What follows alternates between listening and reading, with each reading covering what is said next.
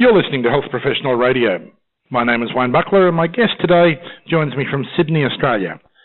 Casper Ozinga is the General Manager of the Pedorthic Association of Australia. Casper, welcome to Health Professional Radio. Well, thank you for having me. I'm looking forward to it.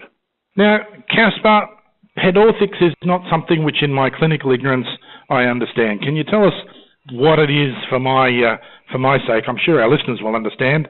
And can you give us a bit of background on the association? Certainly. Well, the word Pedorthics actually comes up from two words. The good word ped, which is Latin for foot, and orthotics. So foot orthotics, I guess, is the original, but it's an orthotist, the people that make appliances for feet, and that's how the word was coined. It was coined in America, and this is where I essentially did my training. In essence, and there's lots of bits to it, but in essence, we assess individual clients or patients and manage their foot and ankle problems with individual assessment, footwear, shoe inserts, and footwear modifications. And that sort of is that, I guess, in a nutshell. Now, I have to say, for the last 10 years, I've come to love my orthotics. They solved my crook back in about 30 seconds, and I wouldn't go anywhere without them these days. So I'm definitely on your side here. Well, thank you. I guess the word orthotic, we've got a little. Our association has a little bit of an issue with the correct word is orthoses, right? Orthoses can be any device that supports ankle, feet, neck, back, spine, and that's actually an orthosis. An orthotic actually is an adjective. I'm a bit sort of pedantic about the English language, but that's just by the way. But I guess with time, adjectives become nouns. So anyway, so the correct word is orthosis, and certainly foot orthosis is very much part of our profession. Yep. Now, the association's an Australian-wide association? Correct. And is this the people who make the devices, or is it the people who fit them, or is there no difference? It combines all of those. It really covers all people. There are people that actually manufacture special footwear from the ground up. Mm-hmm. It encompasses also people that can have what they call a prefabricated medical grade shoe and then modify it and then provide inserts for it. And there's also people who are just at the retailing end who provide special footwear for people with special needs of individuals in that profession. I see. Now, we have a listening audience in Australia, and I have to say very smugly, it's up around the 40,000 listener mark at present, so I'm very pleased to welcome those new listeners who have joined us. We have a 95% penetration of that audience in the clinical space. So doctors, nurses, allied health professionals make up 95% of our audience, and mainly in acute care in hospitals and aged care. We don't get many from the GP space. What's your message for those people to take away today? Well, look, foot care generally, as a broad term, is multidisciplinary. So there are many people involved in it, and that doesn't only include pedorthists. It does include orthotists. It includes podiatrists. It includes surgeons, orthopedic vascular type surgeons, sort of educators.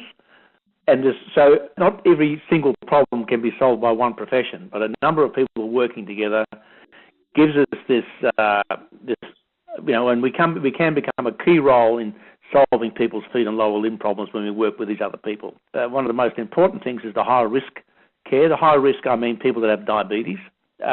Everybody knows that the incidence of diabetes is on the increase, especially type 2, but type 1 is probably the higher risk.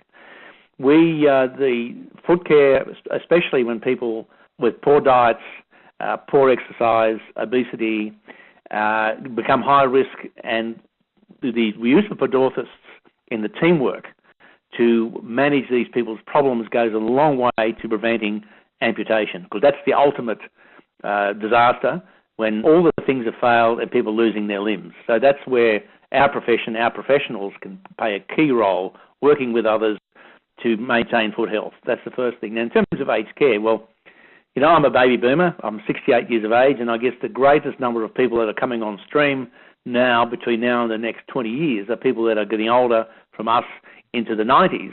We're perhaps a little bit more, for those that have private health insurance or better cared for, want to stay young forever. And therefore, in aged care, people that want to keep walking, and to keep them walking, keeps them fit, we can have our profession has a great role to play. Again, working with the other health professionals in aged care, like the physios and occupational therapists, and we can provide a great service to keep these people mobile. And Casper, the baby boomers, and I'm one of them too, we've pretty much had a good run, and we've grown to expect the world to beat to our drum. So those young professionals better get used to the fact we're going to be pretty demanding customers in our 90s. And I think that is absolutely right. I hope to be around in my 90s and be a demanding customer. Casper, my favourite question in every interview is about misconceptions, because in every trade, in every occupation, in every undertaking in life, there are misconceptions. What's the biggest misconception amongst your members, customers, clients, patients that drives you nuts and keeps you awake at night? Well, first of all, we cannot fix every problem, although we try. That's the first misconception. The secondly is that to provide a good service and to keep people's feet instead of getting them removed requires a cost input. And the thing that drives me crazy is that people take care of themselves, they take care of their house, they take care of everything else, but healthcare has got to be provided by the government. What's got to happen is that the government, as well as private individuals, need to contribute to their own foot health. It can't only be funded by government. It's got to be funded by individuals, so health becomes a priority. So people that become totally dependent on government funding, although it's important for those, there's always the people that we can't afford to lose through the cracks. I'm not talking about those. I'm talking about there's no such thing as an average person. People that have the ability to recognise they've got a problem or have a health advisor get a problem. I think investment in their own health is an important thing. And if that happens, then the people that really need it means that the governments can totally support them. Well, that's a big misconception to try and fix with one radio interview, but we'll try. We'll make a few more people aware of it today. Well, I'll be very impressed with all that. You know, now a final word. We have a good website. First of all, the association has Facebook.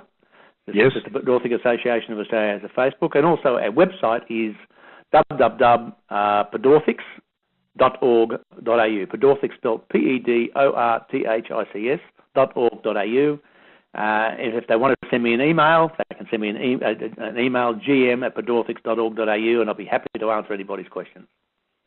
Casper, thank you for your time today. It's been a pleasure having a chat with you. Okay, my pleasure. Thanks for asking me, and I hope it's successful for everyone. Now, if you're looking for that Pedorthics website, it's in our website on the transcript of this interview. Yes, we have a transcript. We also have an audio archive on both YouTube and SoundCloud. But it was pedorthics.org.au, or as I say, head off to our website and you can find it in the transcript. Our website's www.hpr.fm. This is Health Professional Radio, and you've been listening to Wayne Bucklar.